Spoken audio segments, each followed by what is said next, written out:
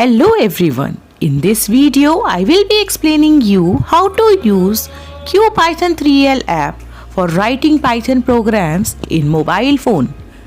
Do watch the video till end. We have to download the app from the Play Store. As I have already installed it, so it can be seen like this. इसका link आपको description में भी मिल जाएगा, आप वहां से भी लेकर इसे डाउनलोड कर सकते हैं. Click and open the app. This type of interface will appear. On left hand side console is our interactive mode and editor is our script mode. Click on console to open interactive mode. This type of interface will appear. Here 3 greater than sign is our Python command prompt.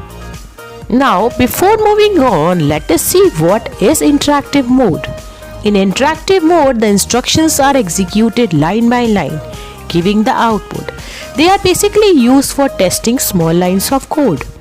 It can be also used as a calculator.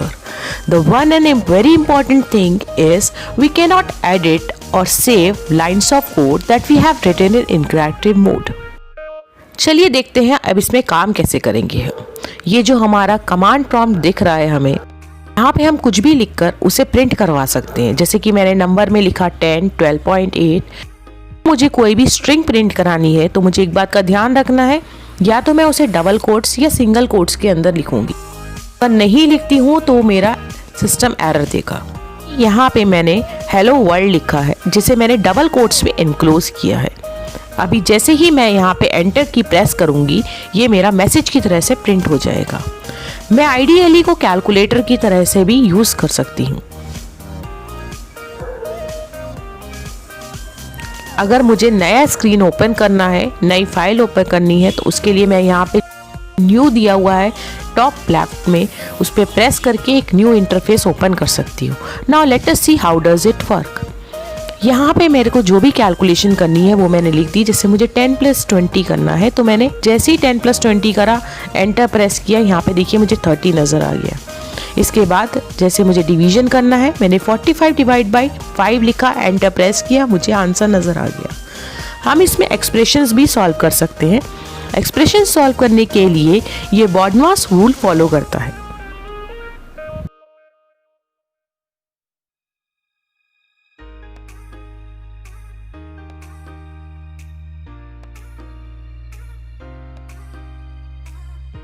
Now let us see script mode. जो भी programme हम Python में लिखते हैं उसे हम script कहते हैं. बेसिकली स्क्रिप्ट मोड का हम लोग यूज करते हैं स्मॉल या लेंथी प्रोग्राम लिखने के लिए. हमने जो भी प्रोग्राम स्क्रिप्ट मोड में लिखा है, हम उसको सेव कर सकते हैं, एडिट कर सकते हैं, दोबारा से ओपन कर सकते हैं, डिलीट कर सकते हैं. जो भी प्रोग्राम्स हम पाइथन में लिखते हैं उसे हम .py एक्सटेंशन से सेव करते हैं. चलिए देखते हैं हम स्क्रिप्ट मोड को कैसे ओपन करेंगे और उसमें किस तरीके से प्रोग्राम्स बनाएंगे. ये जो मेरा राइट साइड में एडिटर दिया है, मैं इसमें क्लिक करूंगी, मेरा एक इंटरफेस ओपन होगा. ये मेरा स्क्रिप्ट मोड है. ऊपर यहाँ पे ये जो ऑप्शन दिया है, यहाँ से मैं रीसेंट फाइल ओपन कर सकती हूँ अपनी, जो भी मुझे फाइल ओपन करनी है, जो कि मैंने पहले से सेव करके रखी है. न्यू फाइल ओपन करने के लिए यहाँ पे मेरे पास एक टैब दिया हुआ है, इस पर मैं क्लिक करूंगी. यहाँ से मैं स्क्रिप्ट सेलेक्ट करूंगी. न्यू स्क्रिप्ट में मैं पर्टिकुलर फाइल का नाम लिखूंगी जो भी मुझे इसको देना है. जैसे कि यहाँ पे मैं अपनी फाइल को एक नाम दे रही हूँ P5. एक बात का ध्यान रखिएगा, हमें एक्सटेंशन लिखना ज़रूरी है. अगर हम एक्सटेंशन नहीं लिखेंगे तो ये एरर देगा. हम ओके पे क्लिक करेंगे, यहाँ पे हमारी फाइल सेव हो गई है. क्लिक करके यहाँ से अपनी प्रॉपर्टीज ओपन कर सकते हैं. नीचे की तरफ ये जो एरो कीज बनी हुई हैं, इसकी हेल्प से आप अपने कर्सर को आगे या पीछे मूव कर सकते हैं. They are basically forward and backward arrow. Program save करने के लिए यहाँ पे हमारे पास फ्लॉपी जैसा ऑप्शन दिया हुआ है, इस पे जाके मैं प्रोग्राम को सेव कर सकती हूँ. This is basically use to save our script. Run करने के लिए जो ट्राइंगल बना है उस पर हम क्लिक करेंगे और फाइल एग्जीक्यूट हो जाएगी. यहाँ पे आपसे एक मैसेज पूछेगा रन इन बैकग्राउंड, इसको अभी आप नो करेंगे.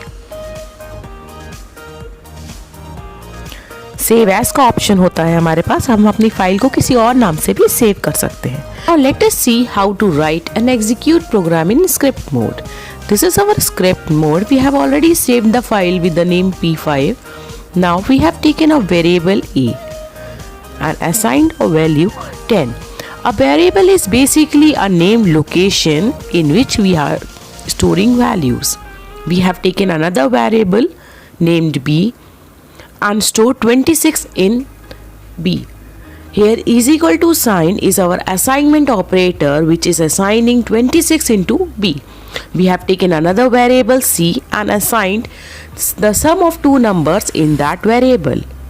Now we have taken print statement, parenthesis and double quotes.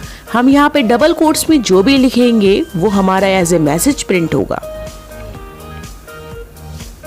Double quotes को बंद कर देंगे.